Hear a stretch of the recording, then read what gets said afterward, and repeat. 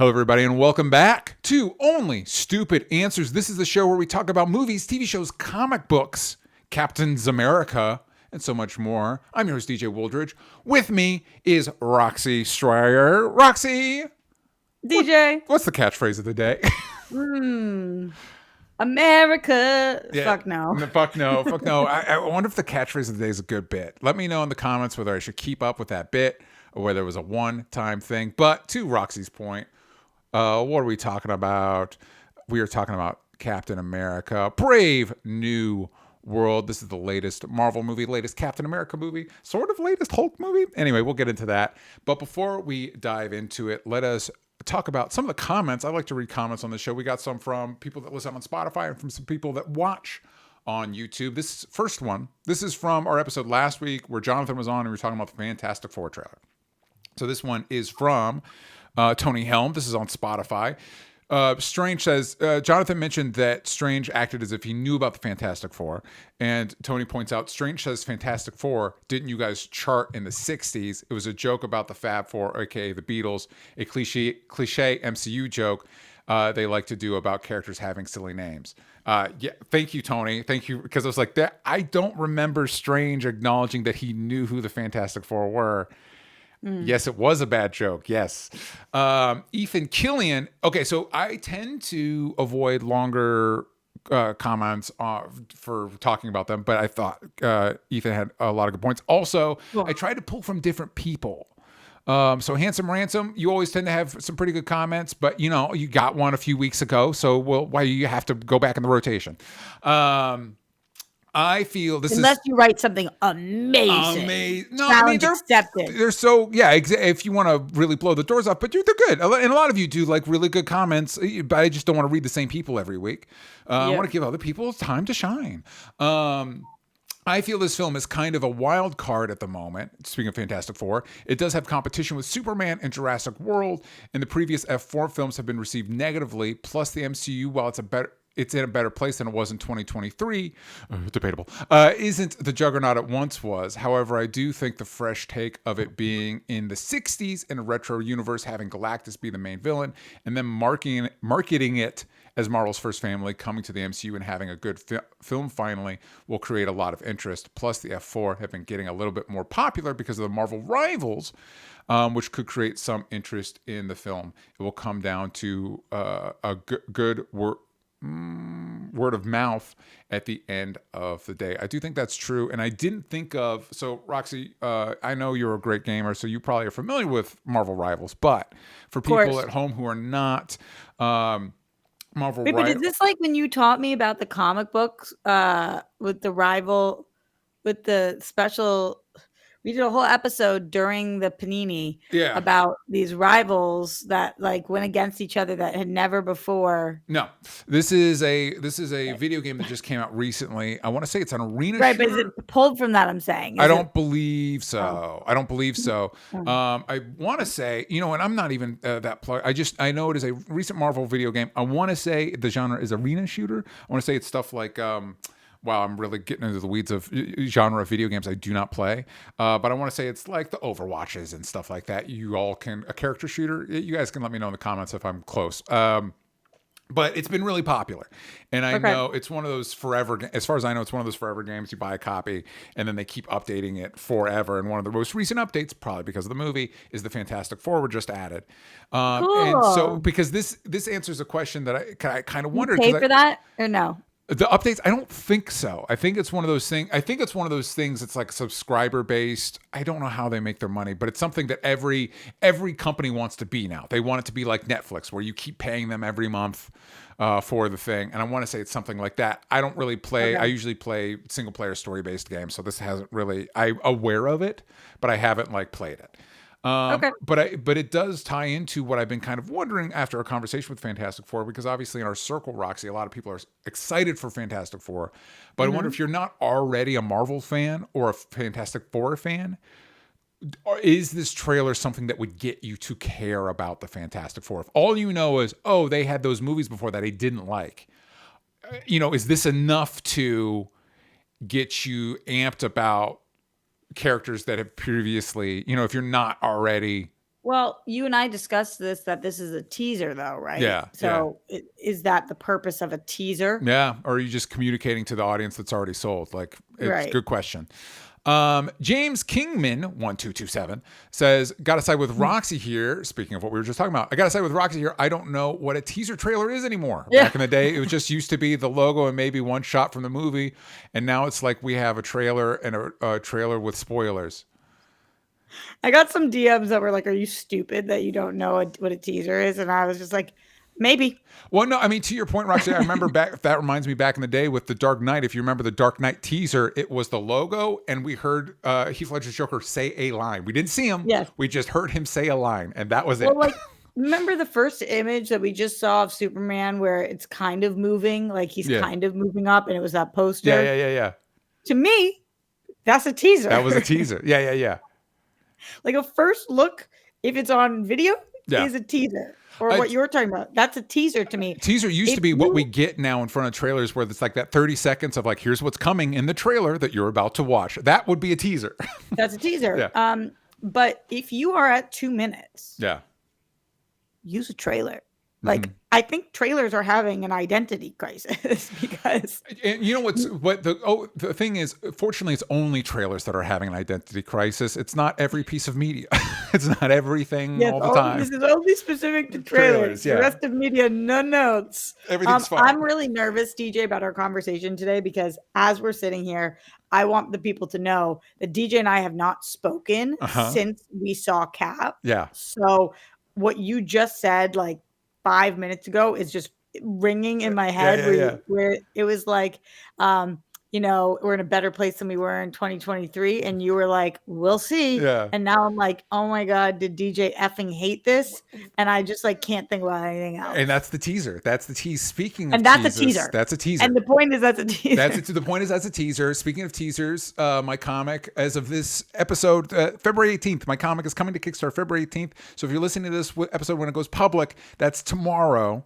And there are special exclusive rewards for people to back within the first 48 hours. That's a teaser. That's a teaser. That's a teaser. As opposed to not a trailer. As opposed to a trailer. I think this counts as a trailer, which we got during the big game that came this weekend. We got a Thunderbolts. This was actually one of the only trailers that was not a TV spot. This was a full trailer. I know James Gunn was promoting some stuff for the Puppy Bowl and stuff like that, but there wasn't a Superman trailer. Completely pulled out of the Super Bowl. Wild. It'd be cool if more people had pulled out of the Super Bowl, considering people that showed up there. Some people. I know that's not why Warner Brothers did it. Oh, you're a big T Swift hater? No, that's not the one. But yes, funny. Yes. I felt so bad when she got booed, and she was just like such a good sport about it. Like, can grown-ass people stop booing women for existing? Yeah, very true. Good point to that. I also, can we extend that to, could be people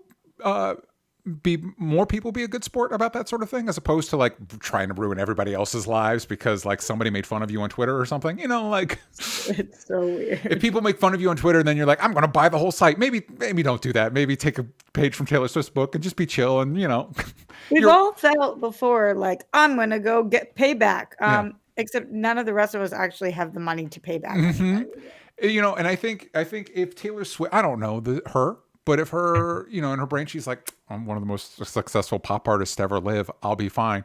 Good. Correct. That's the correct way to view it. I saw some kind of GIF, and I haven't fact checked this the other day, though. That was like, it was TikTok. If you were paid $100,000 since the day that Christ was born, you would have 1/5 of the net worth that Elon has. Yeah. That's like people are getting really creative to find ways to tell me I'm broke. That should be a crime. That much money should be a crime. $100,000 a day since Christ was born. That should be, no person needs that much money. No one person should have that much power to quote another Nazi, apparently. Anyways, the Thunderbolts had a trailer, and here's what stood out. Two things stood out to me with this trailer. One is that we're trying really hard. it feels like they're trying really hard to disguise who the villain is, but any person with a vague knowledge of comic books are like, well, it's the Sentry, so I don't know why we're pretending it's not the Sentry. Like it's clearly the Sentry. But we'll get in a minute. The other thing, and I want to know if this stood out to you, Roxy, is this just the plot of the bad Suicide Squad movie? It's like we've got a team of misfits, but one of the team who we introduced in the previous trailer as part of the team, their powers go out of control and we need to stop them. That's just the Suicide Squad. A lot of people are saying that, DJ. A lot of people are finding comparisons to actually a lot of Gunn's work here. Yeah. Whether it is Guardians or Suicide Squad, Yeah. even some Creature Commando stuff. But Motley Crue stuff be Motley Crue stuff. Yeah. I absolutely loved this trailer. Yeah. It's the first time that I've been excited about this movie, although non-spoiler thoughts. There's a character that I'm curious about in this movie. Oh, yeah. Yes, we will get into that. We're like, wait a second. How does that connect up? How does that timeline-wise, when are we? Yeah. So, I think it'll be a classic Marvel. Never mind. We introduced this plot point here. Never mind. That actually doesn't matter. It does seem like that, but I'm kind of like, huh. They also I feel like you guys had to have discussed. I know that that's annoying to bring up something that I can't speak on now. Yeah. But we'll touch on it later. I do think they have a pretty easy out that actually would totally work. But I think for me, the Marvel movies, I was most excited going into this year for anything not multiverse adjacent. So I liked all the Captain America movies. We got a new Captain America movie. I like most of the characters in this lineup. Most of them are Captain Americas. We got U.S. Agent, we got Bucky, and we got Red Guardian. Stay on this for a second. Yeah. Who's your favorite character here? Florence, I like all of them, but Florence Pugh, I mean, there's a reason Florence Pugh is front and center because she's been a real winner. Front and center. Yeah. Can I also, while we have this, a lot of people have been speculating, Taskmaster's in this picture for people that are watching the video. Taskmaster is not in a lot of most of the trailers. Mm-hmm. And people are speculating, and it might just be this simple, that Taskmaster does not make it far in this movie. Can I throw you my pet theory, which isn't necessarily what I think is going to happen, but what I think would be cool? Yes. Also, that does give merit to the Suicide Squad comparison. Yes. But Yes, it does. And I don't necessarily hate the idea of Marvel aping Suicide Squad, but if you're going to ape one, ape the good one, not the bad one. Don't do the bad one. But so in the comics, Thunderbolt's their big debut thing, which there's just in the world of like casting announcements, there's no way you could do this in a movie. But the big thing was the Avengers were off the table in the comics. This was in the 90s. And they introduced a new team called the Thunderbolts of new heroes. And the big reveal, I think at the end of the first issue, I think it was that early, was all these new heroes were actually former B-list and Z-list villains masquerading as heroes. And the lead guy, Citizen V, was actually Baron Zemo. And this was a new version of the Masters of Evil and their attempt to take over the world. This was a big evil gambit. Zemo in the movies is very different than Zemo in the comics, I think, to good effect. I think it'd be really cool if the reveal is this Taskmaster is actually, like, they reveal it's actually Zemo in disguise. Because I think this is one, I think that would be more interesting than like, oh, Taskmaster died early. Two, I really want Zemo on the Thunderbolts. Like that Zemo, and Zemo just hasn't been shown in the trailers to avoid that reveal. Yes, that is not what I think. That is what I would hope. That would interest me. I think that would be more interesting, and I think that would make Taskmaster in the movies more interesting. What do you think the likelihood is? I think Marvel. I'm a little concerned that Marvel is not in a position to surprise me anymore. And so I think it will probably be that Taskmaster dies early. But, so I think it's unlikely, maybe like 25%. But I do think that'd be really cool. And I like Daniel Bruhl, and I like their take on Zemo a lot. I think it's a cool take, and I think it'd be interesting. But here's the thing, Roxy. Leonard Pugh. Leonard Kim likes your idea too. Yeah. And so do I. So you said you like this trailer, so now you're kind of more on board with this movie? Yeah, totally. I just felt like this trailer had a lot more heart than what I was expecting. And I like the Florence Pugh David Harbour relationship a lot. Yeah, I think his inclusion, I'm like, I don't know, but the David Harbour's good. I will say it's weird that like a mid-tier Marvel movie trailer got me kind of emotional. But when he starts talking, because I have a son, when he's kind of like, when I look at you, all I see is a hero. It's like, oh, that's kind of choking me up a little bit. And then the shot, those sons of bitches. There's a shot of U.S. Agent with his kid next to him. I'm like, you assholes, you sons of bitches. It was just sweet, sweeter than I thought. Like. I don't remember feeling that way about Suicide Squad, but I will say that if you guys recall, I actually liked that movie. Yeah. So I think that if this has that, but like kind of more heart, pulls at the heartstrings, or what the people call emotionally manipulative, but I never mind that, because go ahead and manipulate my emotions, your art. Yeah. That's what you should do. I think this could be really, really good. Yeah, I think it could be really, really good. I'm not as excited about this as I am for Fantastic Four, but I am excited. There's also a bit where David Harbour's Red Guardian's excited to see Winter Soldier, and that, to me, there's an episode in What If, and I by and large, I liked What If more than most people seem to.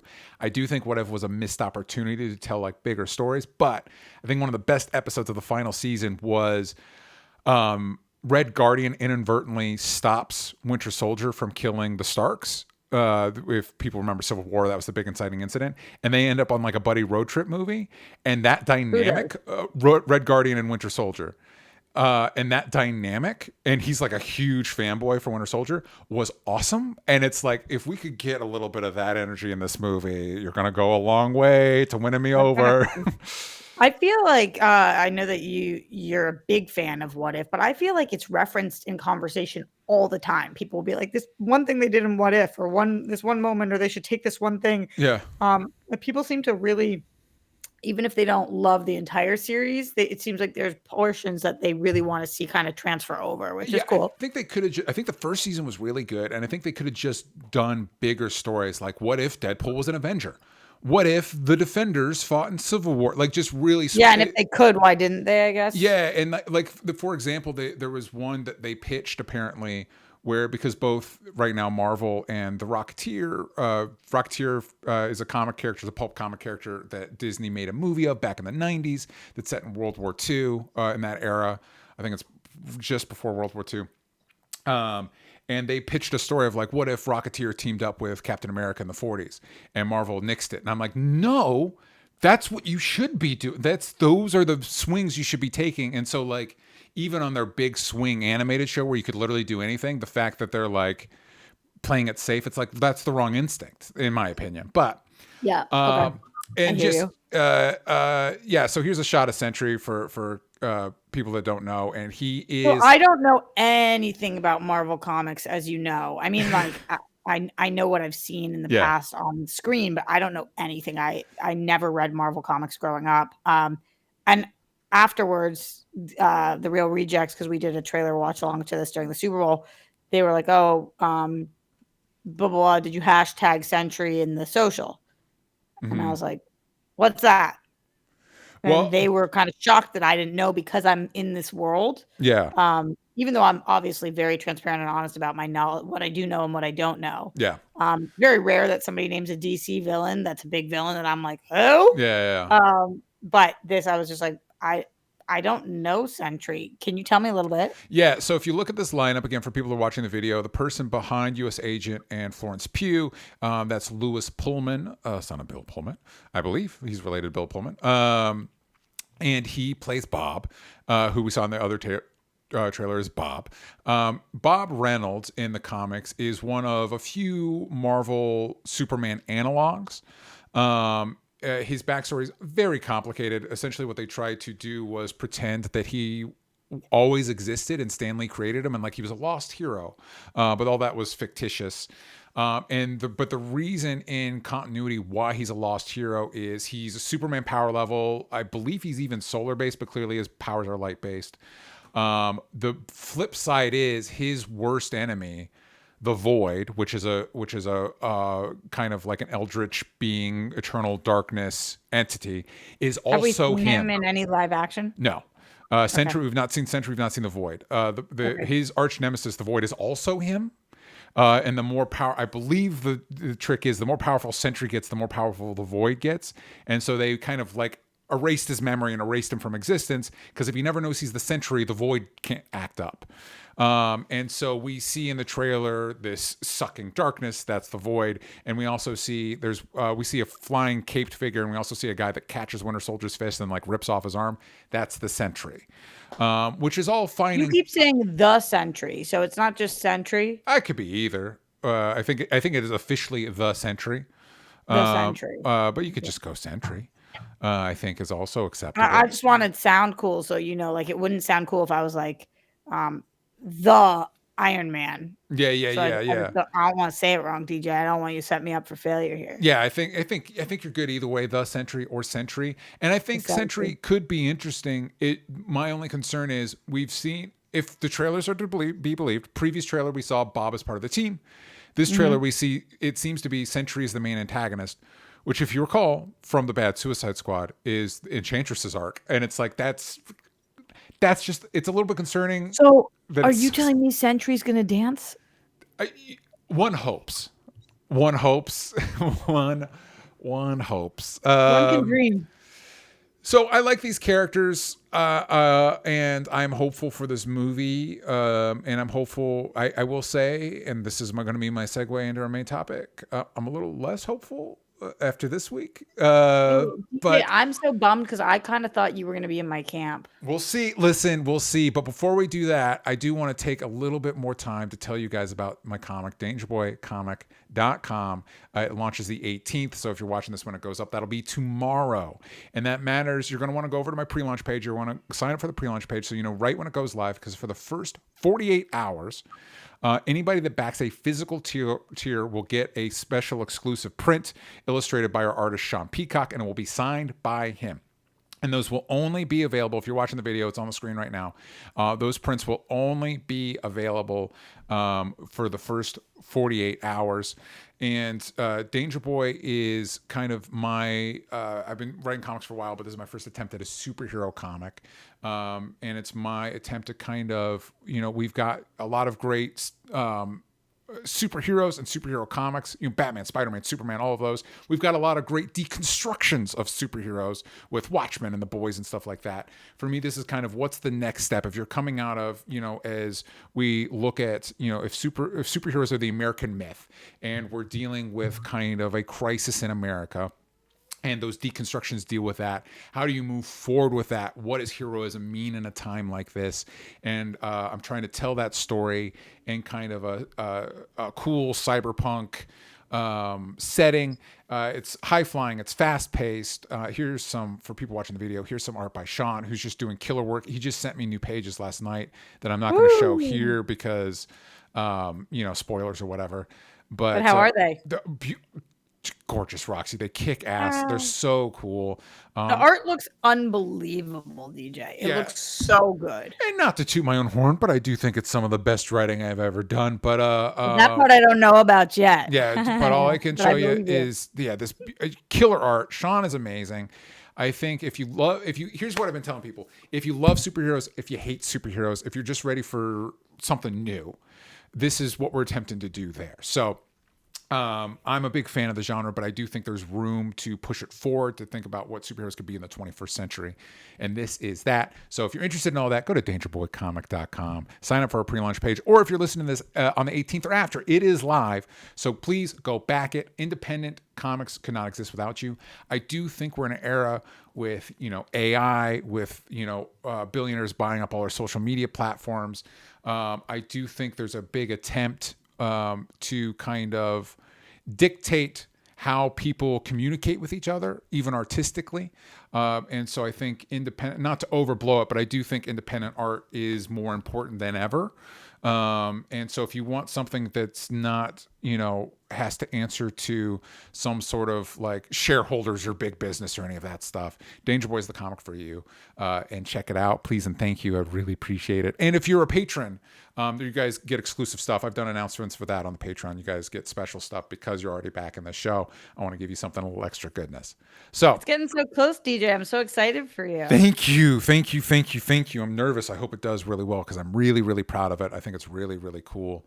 So of course it's nerve-wracking. You're putting your art out there. Art's part of your soul. Putting my money where my mouth is. So are things more, this could be an off-air conversation, but are yeah. things more nerve-wracking now that you have a kid? There's more pressure. You got to be more strategic with like how I spend my time, and where that energy goes, and where money goes. You just have to be more. I have to be. I feel like I need to be more conscious of it. I also think it's a little. It's more nerve wracking because of everything just going on in the world. There's just more pressure on everybody. And so, you put something out there because it's important to you and you think it's important and you hope it's important to other people. But you also understand, like, everybody's going through a lot right now. So we'll see. But I do think if you back it, I have not once, I've always delivered on my Kickstarters. I've always, delivered them on time. Good track record. Yeah, and so and I think once you get it in your hands, I think you're really going to love it. So we've got some great variant covers by incredible artists. Go to the Kickstarter, check it out. Pick the tier that most speaks to you. You can be drawn in the comic. If you're looking at Sean's art and you're like, ooh, wonder how that guy would draw me. That's a tier as well. A lot of cool options. Yeah, it's a lot of cool stuff. Go check it out. But now let us get to our main discussion for today. Captain America, Brave New World. There's a line in this movie where Sam's talking about his new Falcon, and he's like, I've been working with him for 3 years. I'm like, has it been 3 years since Falcon and Winter Soldier? Oh my God. That was crazy. That's crazy. Oh my God, time. We're going to keep this spoiler free at first, but the synopsis is Sam Wilson, the new Captain America, finds himself in the middle of an international incident and must discover the motive behind the nefarious global plan. This is directed by Julius Ona, who you may recall directed the third Cloverfield movie that was dumped onto Netflix. And it stars Anthony Mackie as Sam Wilson, Harrison Ford as Thaddeus Ross, Danny Ramirez as Joaquin Torres, a standout that I know based on Roxy's comments that she agrees with. I'm in love with him, so there's that. He's real good. Was he also in Maverick, Top Gun? Was he one of the Top Gun guys? It says that he was in Maverick, but I don't remember him. But remember, didn't they say like Simu Liu was in the background or something? There was like a lot of random people in the background of Maverick. The whole flight school, and some of them are in it for like a shot, but they're all people. Like they're all like guys. There's like one of the guys from Insecure. They're all like. Everyone wanted to, yeah, because it's a Tom Cruise movie, and they could just be like, here, even bit players are actual name actors. Where you can see more of Danny Ramirez? Where? Is on his social media. Yeah, okay.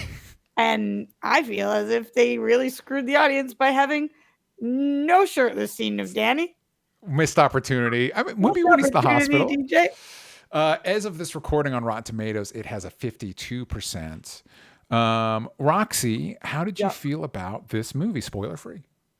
I like the movie a lot. I think that it is definitely not perfect. Yeah.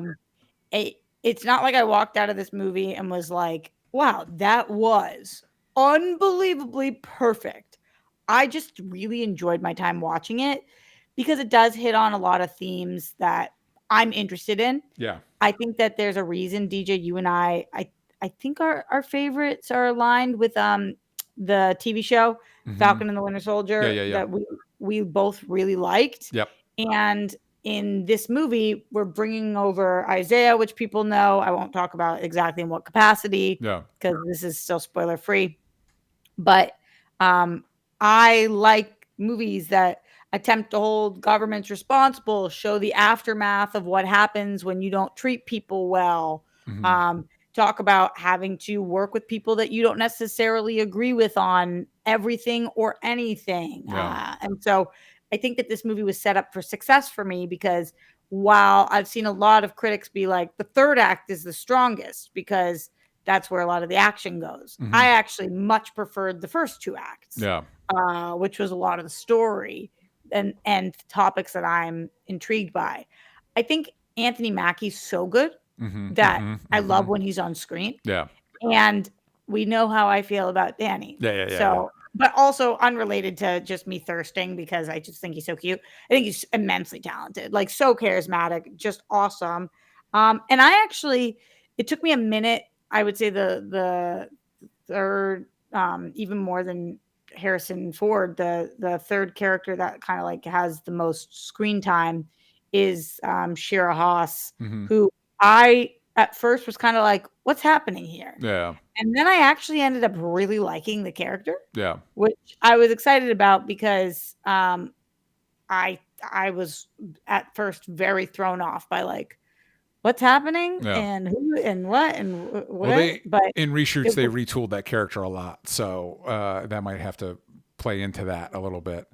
Yeah, so that worked for me. You can obviously tell that there was a bunch of reshoots and a bunch of like, stirring of the pot and soup being made by multiple people. I just had thought that this might suck, and I thought it was actually good, so I was happy. Yeah, I think to that degree, I think for me, I mostly found it disappointing, and I use that very specifically. In my opinion, it's not like something like Thor: Love and Thunder or Ant-Man: Quantumania that I would argue is just bad. Those are just bad movies.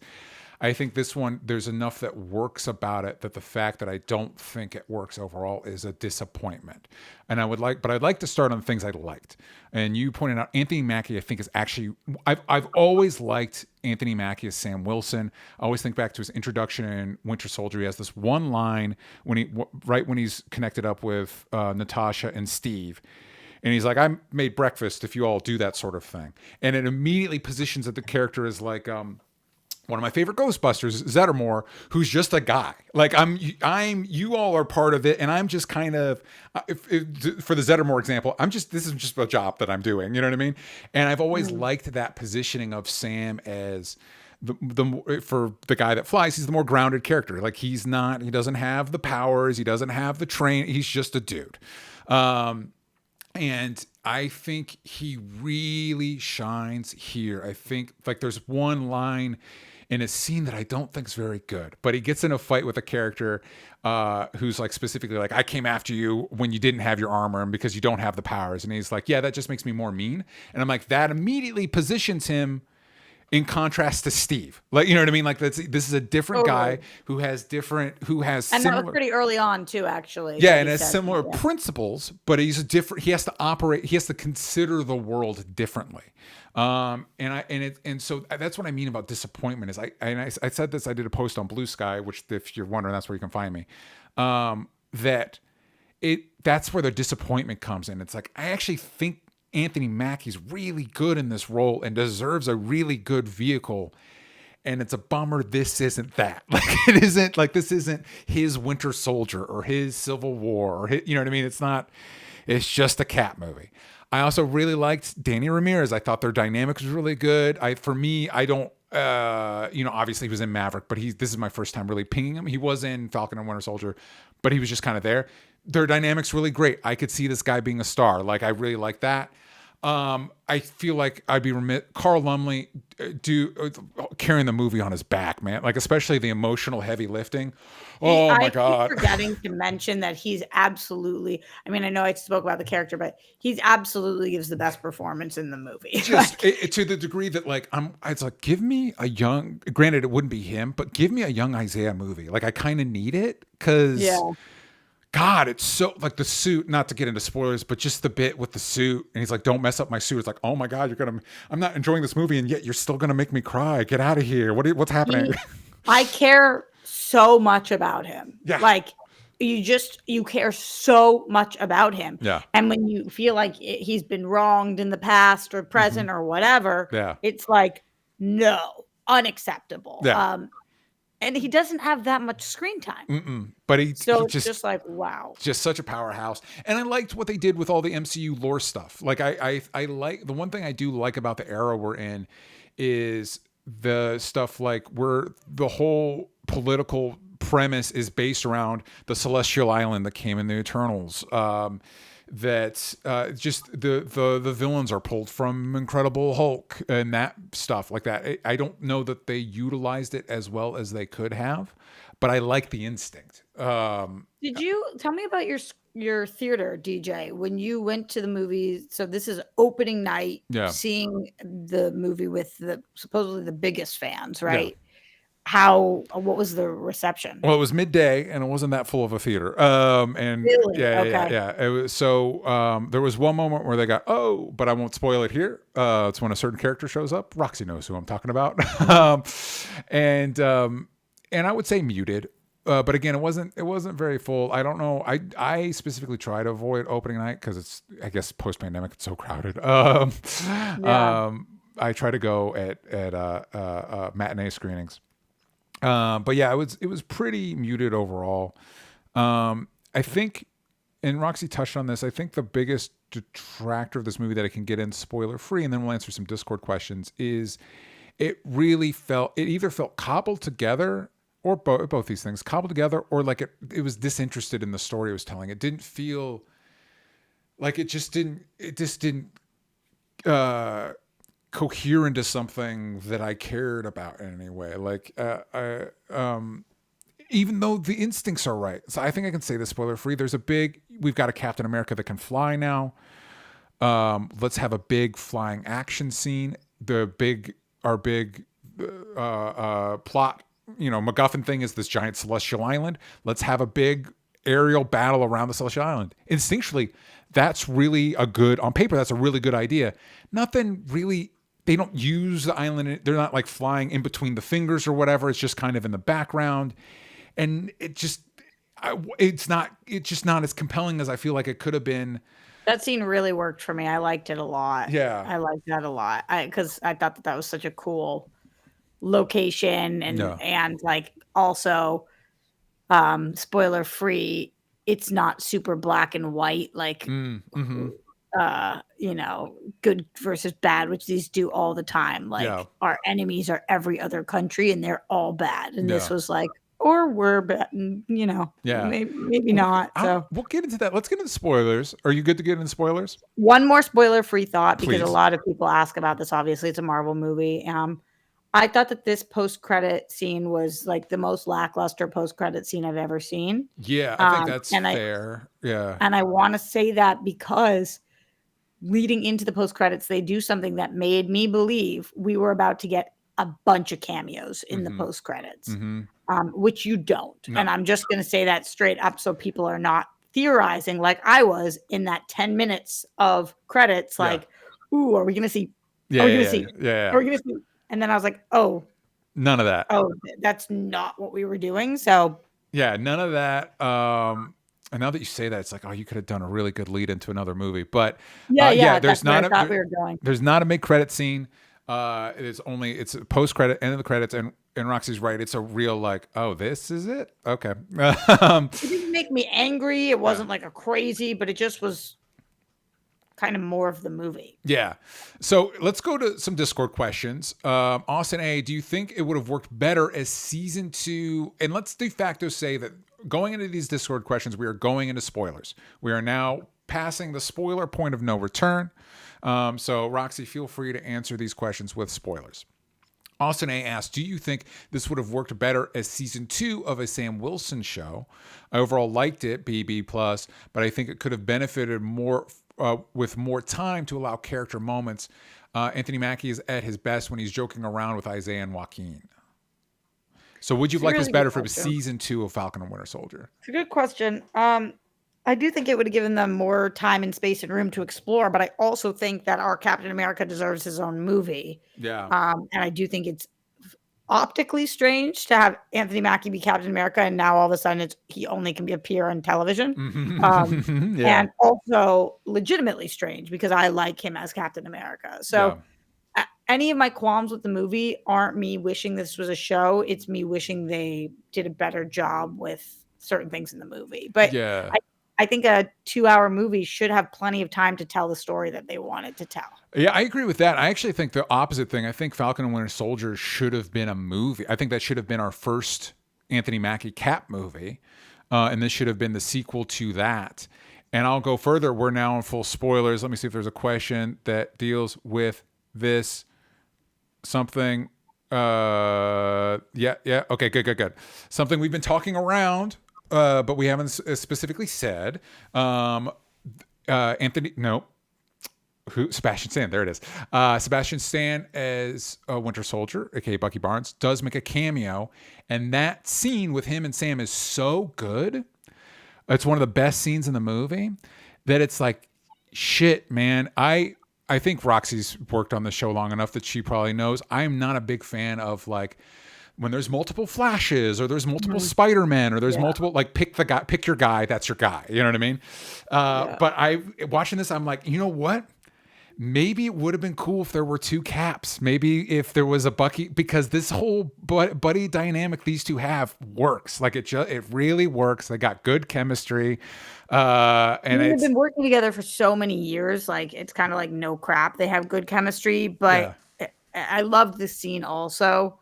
And I loved that they didn't bog down this scene with a bunch of other people. Like, it sucks when you get your cameos from somebody and then they're like, end up talking to somebody that we don't know. And it's just like, wait, what? That's what we used it on, because that's the only day we could get them in to shoot. Yeah. This was like, clearly the 2 of them just shot. But DJ, going to what I was talking about earlier in the episode. Yeah.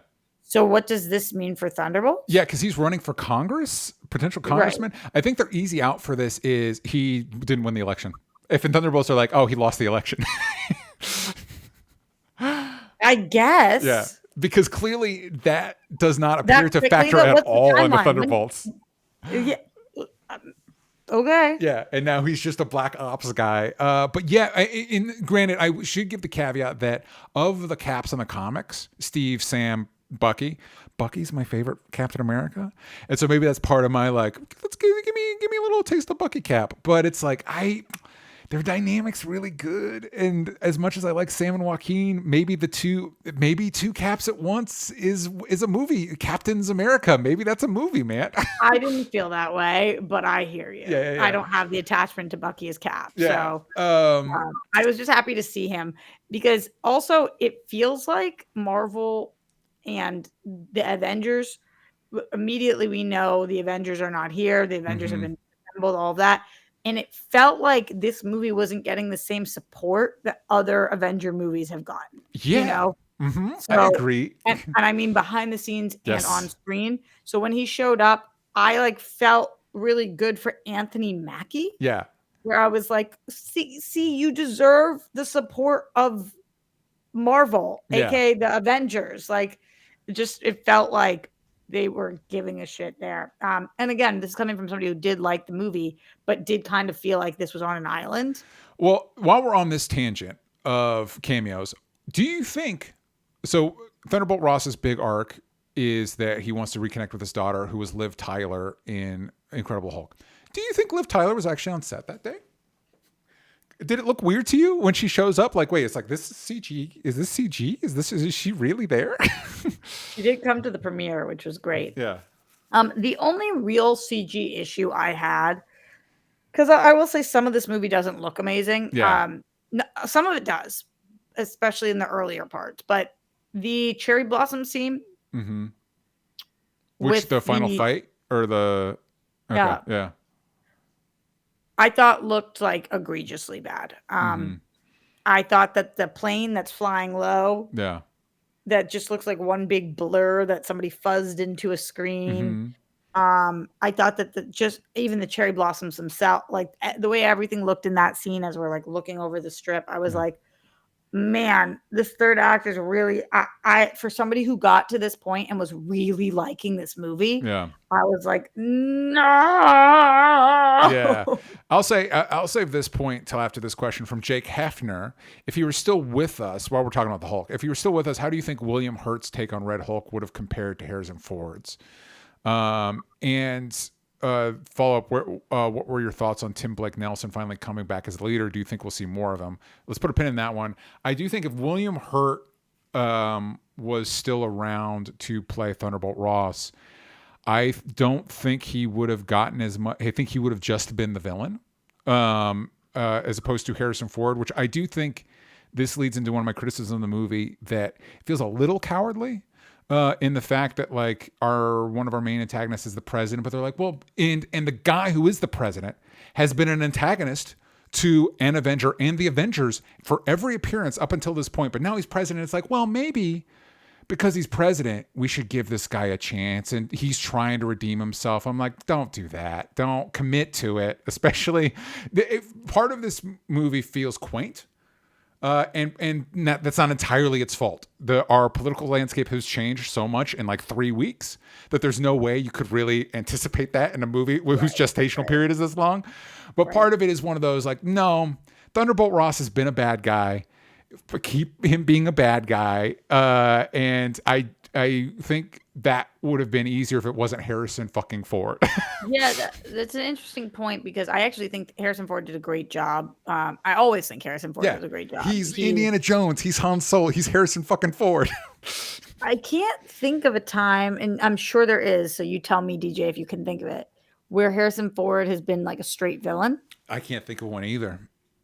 And we just, as humans, we get these emotions that come without us even, they're involuntary. Yeah. When I see him, I think it's a good guy because first of all, I just like him as a person, like, or I've never met him, but like what he stands for, usually I'm like, that's a good guy. Yeah.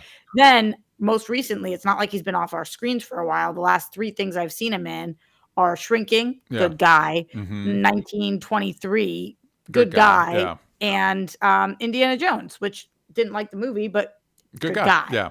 So it is hard when you're watching him and you feel like in a way he's been screwed. And I'm like, aw. But I do think that does end up working well for the end. One of my favorite things that this movie did do was when we see how much Cap is trying to work with him despite them having a really rough background because just not to get too political for a second, but I understand the instinct if somebody doesn't agree with you and you are in politics, which Cap is now in politics because this is a political role. He's doing things for the government. To just say, screw you, like there's been a lot this week, people calling people dicks and people just saying, a lot of people like not showing up to the inauguration or things like that. And I understand the instinct, but in order to move forward, people have to be able to work together some way, somehow. And I do think that this movie was a partial commentary on that. And I liked seeing Cap struggle with and talk to Isaiah about and have multiple conversations about like what's worse, not doing anything because I don't like the person or trying to get involved and actually help and hope that somebody is capable of change. So just thematically, that really worked for me. And I really do like the scene at the end where he does say to him, like, at least you took full responsibility and stepped down and walked away and whatever. Now, did it feel a little rushed and did it feel a little like, okay, what's happening here? Yeah, but I like the ideas. I like the ideas a lot, and Cap really sells them. So for me, that was even more fantastical than Harrison Ford becoming a giant red rage monster of like, oh, this guy decided, you know what? I'm going to take responsibility for my actions. No, he wouldn't. That wouldn't happen. I don't believe in that for 1 second. But the guy that we saw early in this movie would. Yeah, but that's what I'm saying. I think that's a flaw in the movie, and I think that's a kind of a cowardly position of the movie to take. And they've done this sort of thing when we talk about Harrison Ford being depicted as a good guy. They've done this. A Captain America movie has done this gambit before with Robert Redford. Because when you look at Robert Redford, you're like, oh, that's one of our classic leading men good guys, and then he ends up being the villain in the movie. And I think that would have been a more meaningful. Like it's a more meaningful take, and it's weird that like we even have a giant final set piece where a black Captain America is fighting the sitting president in the White House, and it's just a set piece. It doesn't really mean anything. It's just this is where the action scene takes place. I'm like, that's wild. That's a wild swing. For Jake's other half of his question, shout out to the girl who said, I thought they're red now. That's a friend of mine. And I was like, yes. Yeah. I was so happy for her that her line made the movie. That's funny. Yeah. That's great. Good. Yeah. That's good. It's a good line. It's a good line. She was part of the press. That was a press person in that scene.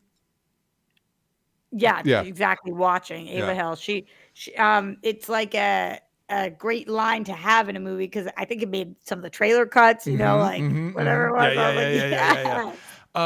Asking about Tim Blake Nelson coming back as the leader. This is like a lot of the movie. On paper, I like this. And I remember having a conversation with Sal where I was like, truthfully, having two Hulks, because Red Hulk and Leader are both Hulk, unsurprisingly, Hulk villains, right? And I was like, you know what? I think I'm okay with this because as far as I know, Sam doesn't really have villains that are explicitly his in the same way Steve does. And I don't know that I'm interested in watching two Hulks punch the shit out of each other. Then I started watching the movie and I'm like, you know what though? And maybe it's the Leader of it all because the Leader is like the Hulk villain. Him and Abomination are the two top tier Hulk villains. It's like, Ruffalo should be in this movie. Like it started thinking about how I feel like if you're gonna have Red Hulk and Leader being your antagonists, I think you need to pull a Thor Ragnarok, where this is Sam Wilson's movie, and here's Hulk tagging along to whatever. It's like I really miss that. Like I really want to see Mark Ruffalo's Hulk deal with the Leader to the point like you could make a Hulk movie where Thunderbolt Ross is the president and Hulk's on the run and he has to deal with the Leader. That could be a Hulk movie. I definitely do hear you. I think that's fair. Going to the Tim Blake Nelson part of it, he's obviously so unbelievably talented. Yeah. He's great. To be honest, I didn't love the way he looked either. They went for more of a I think to lean into what happened to him is bad. You know what I mean? They really leaned into like he looks messed up, and it's like. Which I understand, but me too. It just didn't look perfect to me, but that's okay. But I do think that there's like very few actors that could have pulled that role off without it being so goofy. Yeah. And I think he did a great job at that because he's very talented. A lot of this movie for me, when I say that I like the movie, a lot of it was saved by the performances. Yeah. Like there was not a performance where I was like, oh my God, why did you cast that person? Mm-hmm. And oftentimes in superhero movies, there is at least one of those. Well, and to your point, I think we've known this, or at least I think you can even feel it watching it. All the Giancarlo Esposito stuff feels really like cobbled in there, like cut in there. But he's so good that you're like, watching him be a total badass is cool. So I can't hate it. Right. And the opposite problem of the Harrison Ford problem is like when I see Giancarlo Esposito, I'm like, villain. Bad guy. Yeah. Bad guy. Which is so funny because if you've ever seen him like talk to people, he seems so glowing and charismatic and joyful. I know. But he's so good as the bad guy. If you're going to bring somebody in and like it doesn't fully work, but like I see him and I know bad guy, don't trust him, sneaky. Yeah, that's good casting then because we needed that because they didn't have time to explain. Mm-hmm. They're like just shorthand it. Interesting. They introduced adamantium. That's the big MacGuffin and his sequences is that we get adamantium from the Celestial, which we'll see if that matters in later installments or whatever. We're just going to reboot the whole thing. I had questions about the guns that got into the White House. Oh yeah, good point. I guess. How did Carl Lumley get a gun? We know they show how he's brainwashed. Where did the gun come from? So did he grab it off somebody? That's exactly what I'm asking you right now, DJ. Yeah. 6 shooters brought guns into the White House or were giving guns like. I understand the music cue. I understand the flashing light, but you have to physically have the gun. How did that happen? Let us know in the comments. Maybe Isaiah grabbed the gun off somebody else, but that doesn't explain the 5 other shooters. Yeah. I was like, there's definitely security going into the White House. So like, I kind of thought that they was going to be like, if they were going to attack, it was going to have to be something like more hands-on or something because they all had guns. And I was like, and there's a lot of holes like that too, where like the second this ended, I felt really good watching it. I really liked the movie. And as I was thinking about certain things, I still like it a lot, but I'm like, that makes 0 sense that 6 of you guys were able to get guns into the White House and didn't know you had the guns. Yeah. Like, you would feel that. Do you think this is an issue of the reshoots? Do you think the reshoots help the movie? To me, this feels like it was studio noted to death, and it really feels like, not to get political, but you know what? Movies and comics are political. The first issue of Captain America shows him punching Hitler. So you know what? This shit's political. But with Disney rolling back, like backtracking on all its DEI stuff and stuff like that, to me, it felt like you guys got hardcore cold feet on this one and really like tried to like rein it into a different direction. I'm not sure. I'd be curious to see a different cut of this movie. Yeah. Because we don't know. Because I do think that this did make more of a commentary than I thought that Disney would be comfortable with in this movie. Yeah. But yeah, there just are some things that are kind of like plot holes that I was just like, huh. Yeah. Yeah. I want to like this movie more. I do. I want to see. Truthfully, the conversation about like the president wanting to start a new Avengers, it feels like that conversation with Anthony Mackie, Sam Wilson should have happened ages ago. But I do hope this leads into something interesting with Doomsday, like this Avengers 2.0 or whatever. I loved. Sorry, I was just thinking about things that I liked. Yeah. I loved the way we dealt with the Japanese government. Oh, and that actor, the prime minister's from Shogun. So that was really cool too. So good. Yeah. And I love that we were like, that Harrison Ford's like, no, you guys did that. Like, and they're like, you guys fucking did this. We have receipts. Yeah, it was you guys. And I think that is a stance that I've never seen a Marvel movie take. Yeah. Actually, our government has nothing to do with this, you idiots. Mm-hmm. Like, yeah. That was cool. We are not always right. Yeah. We are not always the good guy. Yeah. Yeah. So I thought that was a interesting scene, and the way they played it, and Harrison Ford was like, "Oh my god." Yeah.